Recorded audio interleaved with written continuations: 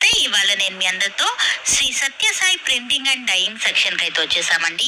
ఇక వీళ్ళతో వచ్చేసరికి మనము మన పాత పట్టు శారీస్ అలాగే కాటన్ సిల్క్ ఇలా అన్ని రకాల శారీస్ ని కొత్తగానైతే మార్చుకోవచ్చు. అది కూడా జస్ట్ 250లోనే మనం కొత్తగానైతే మార్చుకోవచ్చు అనమాట. ఇక్కడ మనకు స్క్రీన్ ప్రింటింగ్ అలాగే బ్లాక్ ప్రింటింగ్ అనేది అవైలబుల్ గా ఉంటుంది అనమాట.